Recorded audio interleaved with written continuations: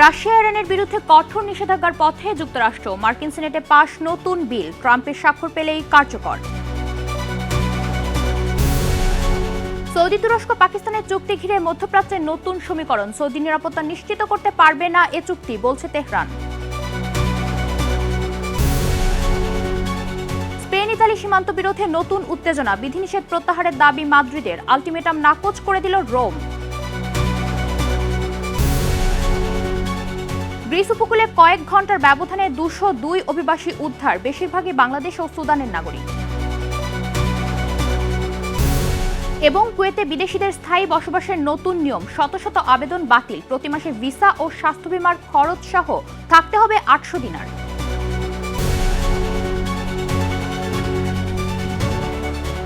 বিশ্বজুড়ে ঘটে যাওয়া দিনের গুরুত্বপূর্ণ ঘটনাবলী নিয়ে আরটিভির নিয়মিত আয়োজন সারাদিনের বিশ্ব।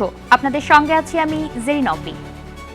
রাশিয়া ও ইরানের বিরুদ্ধে আরও কঠোর নিষেধাজ্ঞার পথে এগোচ্ছে যুক্তরাষ্ট্র। বিরল দুই দলীয় সমর্থনে মার্কিন সিনেটে 86-11 ভোটে পাশ হয়েছে নতুন নিষেধাজ্ঞা বিল। এতে রাশিয়ার জ্বালানি খাত, প্রেসিডেন্ট ভ্লাদিমির পুতিন ও শীর্ষ কর্মকর্তাদের পাশাপাশি রুশ তেলের বড় ক্রেতা দেশগুলোর বিরুদ্ধেও ব্যবস্থা নেওয়ার সুযোগ রাখা হয়েছে। এখন বিলটি যাবে প্রতিনিধি পরিষদে। এরপর প্রেসিডেন্ট ডোনাল্ড ট্রাম্পের স্বাক্ষর পেলেই তা কার্যকর হবে। বিস্তারিত অঙ্কুর মণ্ডলের রিপোর্টে। ইউক্রেন যুদ্ধ নিয়ে ওয়াশিংটনে রাজনৈতিক বিভাজন থাকলেও রাশিয়ার বিরুদ্ধে কঠোর অবস্থানে এবার একমত হয়েছেন ডেমোক্র্যাট ও রিপাবলিকান সিনেটররা। 86-11 ভোটে পাশ হওয়া বিলে রাশিয়ার অর্থনীতির অন্যতম প্রধান ভিত্তি জ্বালানি খাতকে বিশেষভাবে নিশানা করা হয়েছে। একই সঙ্গে প্রেসিডেন্ট ভ্লাদিমির পুতিন ও শীর্ষ রুশ কর্মকর্তাদের বিরুদ্ধেও জোরদার করা হচ্ছে কঠোর নিষেধাজ্ঞার। তবে এই নিষেধাজ্ঞার প্রভাব শুধু রাশিয়ার মধ্যেই সীমাবদ্ধ থাকবে না। রুশ তেলের বড় ক্রেতা দেশগুলোকেও চাপে রাখার বিধান রয়েছে বিলে। রাশিয়ান তেলের শীর্ষ 5 আমদানিকারক দেশের পণ্যে সর্বোচ্চ 100% শুল্ক আরোপের ক্ষমতা পেতে পারে প্রেসিডেন্ট ট্রাম্প। ফলে মস্কোর পাশাপাশি রাশিয়ার সঙ্গে বড় পরিসরে জ্বালানি বাণিজ্য করা দেশগুলোর উপরেও তৈরি হতে পারে বড় অর্থনৈতিক চাপ। নিষেধাজ্ঞার আওতায় আনার সুযোগ থাকছে রাশিয়ার কথিত শ্যাডোফিল্ডকেও। অস্পষ্ট মালিকানার এসব ট্রাঙ্কের মাধ্যমে আন্তর্জাতিক নিষেধাজ্ঞা এড়িয়ে রুশ তেল পরিবহনের অভিযোগ রয়েছে। এই নেটওয়ার্ককে সহায়তা করা ব্যক্তি, প্রতিষ্ঠান ও দেশগুলোর বিরুদ্ধে ব্যবস্থা নেওয়া যেতে পারে। একই বিলে ইরানের উপর বিদ্যমান নিষেধাজ্ঞার মেয়াদ আরও 5 বছর বাড়ানোর প্রস্তাব রাখা হয়েছে। তবে বিলটি এখনও চূড়ান্তভাবে কার্যকর হয়নি। প্রতিনিধি পরিষদের অনুমোদনের পর প্রয়োজন হবে প্রেসিডেন্ট ট্রাম্পের স্বাক্ষর। এর আগে 2024 সালে 2 সিনেটর একই ধরনের উদ্যোগ নিলেও হোয়াইট হাউসের আপত্তিতে তা আটকে যায়। ইউক্রেন যুদ্ধের তীব্রতা বাড়ার পর এবার নতুন করে গতি পেয়েছে বিলটি। সাম্প্রতিক সময়ে রুশ হামলায় ইউক্রেনে হতাহতের ঘটনাও বাড়ছে। তবে সিনেটরের এই বিপুল সমর্থনের মধ্যেও আপত্তি রয়েছে। কয়েকজন ডেমোক্র্যাট সিনেটরের আশঙ্কা, শুল্ক আরোপের নতুন ক্ষমতা ব্যবহার করে ট্রাম্প কংগ্রেসের ভূমিকা পাশ কাটাতে পারেন। শেষ পর্যন্ত 10 ডেমোক্র্যাট সিনেটর এবং রিপাবলিকান র্যান্ড পল বিলটির বিরোধিতা করেন। তবু 86 ভোটের সমর্থন দেখিয়ে মস্কো ও তেহরানের বিরুদ্ধে চাপ বাড়ানোর প্রশ্নে ওয়াশিংটনে বড় ধরনের রাজনৈতিক ঐকমত্য হয়েছে। বিলটি আইনে পরিণত হলে রাশিয়া ও ইরানের উপর নিষেধাজ্ঞা আরও কঠোর হবে। একই সঙ্গে রাশিয়ার সাথে জ্বালানি বাণিজ্য করা দেশগুলোর জন্যও তৈরি হতে পারে নতুন অর্থনৈতিক ঝুঁকি। এখন নজর প্রতিনিধি পরিষদ ও হোয়াইট হাউসের সিদ্ধান্তে। অঙ্কুর মণ্ডল, আরটিভি। ইউক্রেনের রাজধানী কিয়েভের কাছে রুশ ক্ষেপণাস্ত্র হামলায় শিশুসহ অন্তত 3 জন নিহত হয়েছেন। শনিবার ভোরে রাজধানীর পূর্বাঞ্চলে ব্যালিস্টিক ক্ষেপণাস্ত্র হামলা চালানো হয়। এতে আরও 3 জন আহত হয়েছেন বলে জানিয়েছেন আঞ্চলিক সামরিক প্রশাসন। হামলার পর বিভিন্ন স্থানে আগুন ছড়িয়ে পড়ে। ক্ষেপণাস্ত্রের ধ্বংসাবশেষে ক্ষতিগ্রস্ত হয়েছে আবাসিক ভবন ও বেশ কয়েকটি গাড়ি। কিয়েভের মেয়র ভিতালি ক্লিসকো জানান, একটি ভবন ও জ্বালানি ট্যাঙ্কে আগুন নেভাতে কাজ করছেন জরুরি বিভাগের কর্মীরা। এর আগে ইউক্রেন জুড়ে রুশ হামলায় 21 জন নিহত হওয়ার কয়েকদিনের মধ্যেই নতুন হামলা হলো। এদিকে প্রথমবারের মতো সার্বিয়া সফরে গেছেন ইউক্রেনের প্রেসিডেন্ট ভলোদিমির জেলেনস্কি। বেলগ্রেডে প্রেসিডেন্ট আলেকজান্ডার ভুচিচের সঙ্গে নিরাপত্তা, অর্থনৈতিক সম্পর্ক ও ইউরোপীয় ইউনিয়নে যোগদানের বিষয়ে আলোচনা করবেন তিনি। সাম্প্রতিক সময়ে আলোচনা ব্যর্থ হওয়ায় রাশিয়া ইউক্রেনের পাল্টাপাল্টি হামলা আরও তীব্র হয়েছে। সৌদি আরব, তুরস্ক ও পাকিস্তানের মধ্যকার ঐতিহাসিক ত্রিপক্ষীয় সামরিক চুক্তি ঘিরে মধ্যপ্রাচ্যে শুরু হয়েছে নতুন সমীকরণ। চুক্তিতে বলা হয়, তিন দেশের যে কোনো একটির ওপর সশস্ত্র হামলা হলে সবার উপর হামলা হিসেবে বিবেচনা করা হবে। তবে তেহরানের দাবি, এই চুক্তি সৌদি আরবের নিরাপত্তা নিশ্চিত করতে পারবে না। অন্যদিকে সামরিক উপায়ে সংকট সমাধানের সীমাবদ্ধতা তুলে ধরে কূটনৈতিক উপায়ে যুদ্ধ থামানোর পথ খুঁজছে মার্কিন প্রশাসন। আজহার স্বপ্নিলের রিপোর্ট। শুক্রবার সৌদি আরবের মক্কায় ত্রিপক্ষীয় সামরিক চুক্তিটি স্বাক্ষর করেন তিন দেশের শীর্ষ নেতারা। চুক্তির মূল শর্ত অনুযায়ী তিন দেশের যে কোনো একটি আক্রান্ত হলে তা সব দেশের উপর আক্রমণ হিসেবে গণ্য হবে। বিশ্লেষকরা বলছেন, পাকিস্তান, তুরস্ক ও সৌদি আরব একসঙ্গে হওয়ায় মধ্যপ্রাচ্যে নতুন শক্তি সমীকরণ তৈরি হয়েছে। এতে একদিকে পাকিস্তানের পারমাণবিক ও সামরিক শক্তি, অন্যদিকে তুরস্কের অত্যাধুনিক ড্রোন প্রযুক্তি এবং সৌদি আরবের বিপুল অর্থবল যুক্ত হলো। তবে এই জোটকে নিজেদের সুরক্ষার জন্য যথেষ্ট মনে করছে না ইরান। তেহরান সতর্ক করে জানিয়েছে, এই সামরিক চুক্তি সৌদি আরবকে আঞ্চলিক আক্রমণ থেকে পুরোপুরি রক্ষা করতে পারবে না। চুক্তির পরপরই ইয়েমেনের হুতি বিদ্রোহীরা সৌদি ভূখণ্ড ও ঘাঁটিতে নতুন করে হামলা চালায়, যা নতুন উত্তেজনা জন্ম দিয়েছে। এদিকে ইরানের সঙ্গে সংঘাত বন্ধের পথ খুঁজছে যুক্তরাষ্ট্র। মার্কিন যৌথ বাহিনীর প্রধান জেনারেল ড্যান কেইন প্রেসিডেন্ট ট্রাম্পকে সামরিক পথ ছেড়ে কূটনৈতিক সমঝোতার তাগিদ দিয়েছেন। তার মতে, ইরানের বিরুদ্ধে কেবল আকাশপথে হামলা চালিয়ে সাফল্য আসবে না, বরং এটি উল্টো ফল দিতে পারে। একই সঙ্গে মার্কিন সামরিক বাহিনীতে অত্যাধুনিক গোলাবারুদের তীব্র ঘাটতির বিষয়টিও চিন্তায় ফেলছে ওয়াশিংটনকে। সব মিলিয়ে সামরিক মহড়ার পাশাপাশি কূটনৈতিক সমাধানের দিকে নজর দিচ্ছে সব পক্ষ। সামরিক শক্তি বৃদ্ধি আর নতুন জোট গঠনের এই প্রতিযোগিতায় মধ্যপ্রাচ্যের ভবিষ্যৎ এখন বড় প্রশ্নের মুখে। একদিকে তিন দেশের যৌথ সামরিক বলয়, অন্যদিকে ইরান ও তার মিত্রদের শক্ত অবস্থান। এই দুই শক্তির মুখোমুখি অবস্থানে তৈরি হয়েছে নতুন রাজনৈতিক মেরুকরণ। এই পরিস্থিতি শেষ পর্যন্ত শান্তির পথ তৈরি করবে নাকি সংঘাতের পরিধি আরও বাড়িয়ে তুলবে, এখন সেটাই দেখার বিষয়। আজহার স্বপ্নিল, RTV। স্পেন ইতালি সীমান্ত বিরোধে শুরু হয়েছে নতুন উত্তেজনা। ইতালি থেকে আকাশ ও সমুদ্রপথে আসা যাত্রীদের ওপর 1 মাসের জন্য সীমান্ত নিয়ন্ত্রণ জারি করেছে স্পেন। 7 সেপ্টেম্বর পর্যন্ত বহাল থাকবে এ ব্যবস্থা। 1 সপ্তাহ আগে একই ধরনের নিয়ন্ত্রণ দিয়েছিল ইতালি। সেউতায় মরক্কো থেকে প্রায় ৭৮,০০০ অভিবাসী প্রবেশের পর তাদের ইতালিতে চলে যাওয়ার আশঙ্কায় রোম এ পদক্ষেপ নেয়। তবে মাদ্রিদ বলেছে, ইতালির যুক্তি ভিত্তিহীন। ইতালিকে রোববারের মধ্যে বিধিনিষেধ প্রত্যাহারের দাবি জানায় স্পেন। জবাবে কোনো আলটিমেটাম মানার কথা নাকচ করে রোম। অন্তত 15 আগস্ট পর্যন্ত নিয়ন্ত্রণ বহাল রাখার ঘোষণা দিয়েছে ইতালি। এদিকে স্পেনের নতুন ব্যবস্থায় ইতালির থেকে আসা যাত্রীদের পাসপোর্ট, জাতীয়তা ও ভিসা পরীক্ষা করা হবে। দুই দেশের টানাপোড়েনে মুখোমুখি স্পেনের প্রধানমন্ত্রী পেদ্রো সানচেজ ও ইতালির প্রধানমন্ত্রী জর্জিয়া মেলোনি। গ্রিসের উপকূলে কয়েক ঘন্টার ব্যবধানে 202 জন অভিবাসীকে উদ্ধার করেছে দেশটির কোস্টগার্ড।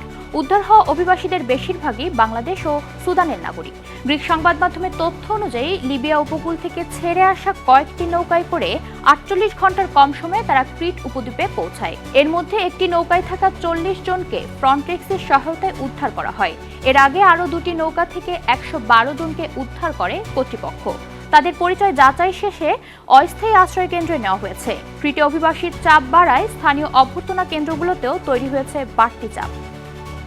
কুয়েতে বিদেশিদের স্থায়ী বসবাসের অনুমতি সংক্রান্ত নতুন নিয়মে শত শত আবেদন বাতিল করা হয়েছে। সম্প্রতি দেশটির আইনে সংশোধন এনে স্থায়ী আবাসনের সুযোগ আরও সীমিত করেছে সরকার। নতুন নিয়মে ভিসা ও স্বাস্থ্য বীমার খরচ মেটানোর পর প্রতি মাসে ন্যূনতম 800 কুয়েতি দিনার অবশিষ্ট থাকা ব্যক্তিদের স্থায়ী বসবাসের অনুমতি দেওয়ার কথা বলা হয়েছে। অনুমোদন প্রাপ্তরা নির্দিষ্ট শর্তে স্ত্রী বা স্বামী এবং সন্তানদের কুয়েতে নিতে পারবেন। তবে অনুমোদন না পাওয়া বিদেশিদের পরিবারের সদস্যদের ভিসার মেয়াদ শেষে দেশ ছাড়তে হবে। ফলে নতুন নিয়মে স্থায়ী বসবাসের সুযোগ আগের তুলনায় আরও কঠোর হয়েছে। সুদানে চলমান গৃহযুদ্ধের কারণে স্কুলে যেতে পারছে না প্রায় 80 লাখেরও বেশি শিশু। জাতিসংঘ বলছে, দীর্ঘ সংঘাতে দেশটির একটি পুরো প্রজন্মের ভবিষ্যৎ অনিশ্চিত হয়ে পড়েছে। শুক্রবার জাতিসংঘ নিরাপত্তা পরিষদের এক বৈঠকে এ সতর্কবার্তা দেন উপমহাসচিব আমিনা মোহাম্মদ। তিনি জানান, দারফুরে 2023 সালের এপ্রিল থেকে সংঘাত শুরুর পর থেকে প্রায় 3/4 স্কুল ক্ষতিগ্রস্ত, ধ্বংস বা ব্যবহারের অনুপযোগী হয়ে পড়েছে। 2024 সাল থেকে স্কুলে হামলার 67টিরও বেশি ঘটনা নথিভুক্ত করেছে জাতিসংঘ। সামরিক কাজে স্কুল ব্যবহারের ঘটনাও 154টিরও বেশি। বেতন পাচ্ছে না দেশটির অর্ধেকের বেশি শিক্ষক। সেনাবাহিনী ও আধা সামরিক বাহিনী আরএসএফ এর লড়াইয়ে প্রায় 1.5 কোটি মানুষ বাস্তুচ্যুত হয়েছেন। জাতিসংঘ বলছে মানবিক সহায়তার প্রয়োজন প্রায় 3.30 কোটি মানুষের। ভারতের হিমাচল প্রদেশে বাস উল্টে অন্তত 8 জন নিহত হয়েছেন। এতে আহত হয়েছেন অন্তত 10 জন, যাদের মধ্যে 6 জনের অবস্থা আশঙ্কাজনক। নিহতরা হলেন বাসটির চালক ও কন্ডাক্টর। শনিবার সকালে বৈরাগড় থেকে চাম্বাগামী বাসটি নিয়ন্ত্রণ হারিয়ে নিচের একটি সড়কে গিয়ে পড়লে এ দুর্ঘটনা ঘটে। দুর্ঘটনার সময় যানটিতে মোট 18 জন যাত্রী ছিলেন। এ সময় কয়েকজন যাত্রী বাসটির নিচে চাপা পড়েন। খবর পেয়ে পুলিশ ও ফায়ার সার্ভিস সহ উদ্ধারকারী একাধিক দল ঘটনাস্থলে পৌঁছে হতাহতদের উদ্ধার করে হাসপাতালে পাঠায়। দুর্ঘটনার সঠিক কারণ জানতে ইতোমধ্যে তদন্ত শুরু করেছে স্থানীয় প্রশাসন। শ্রীলঙ্কার একাধিক কারাগারে দাঙ্গায় 3 বন্দী নিহত সহ অন্তত 23 জন আহত হয়েছে। বৃহস্পতিবার গভীর রাতে রাজধানী কলম্বোর নিউ ম্যাগাজিন কারাগারে প্রায় 40 বন্দী সেল ভেঙে বের হওয়ার চেষ্টা করলে সংঘর্ষ শুরু হয়। এতে একজন নিহত হন। পরদিন সকালে কুরুবিতা কারাগারে পৃথক দাঙ্গায় আরও 2 বন্দী নিহত হন। পরিস্থিতি নিয়ন্ত্রণে পুলিশ ও বিশেষ বাহিনী মোতায়েন করা হয়।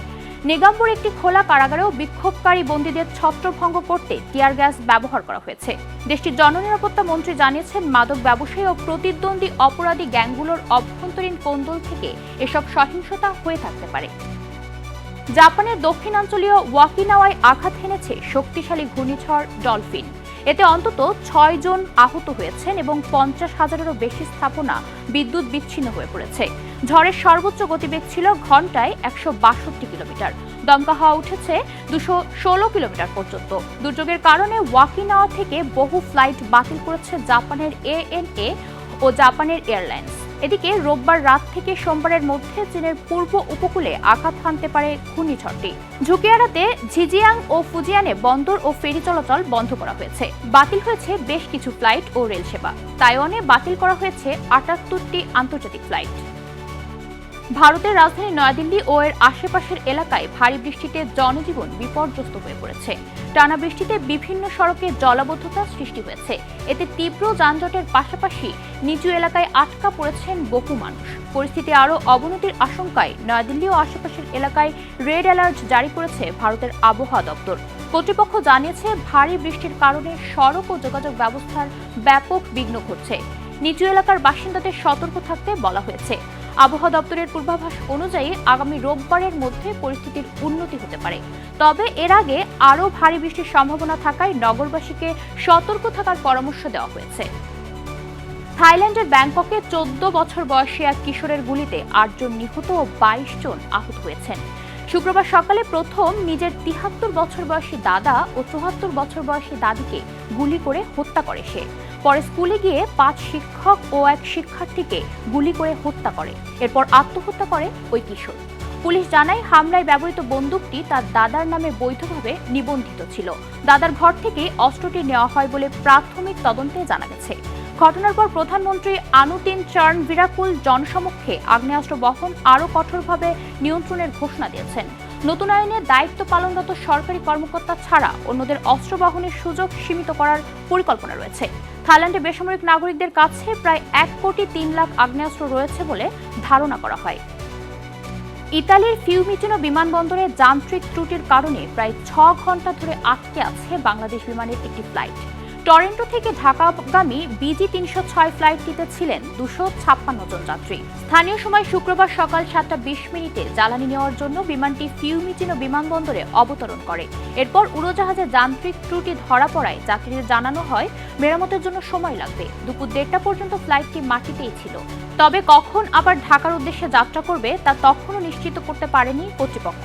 ফলে চরম ভোগান্তিতে পড়েছেন যাত্রীরা। আর এর সাথে শেষ করছি সারাদিনের বিশ্ব। আরটিভির সাথে সংযুক্ত থাকুন, মতামত জানান আরটিভির সামাজিক যোগাযোগ মাধ্যমে।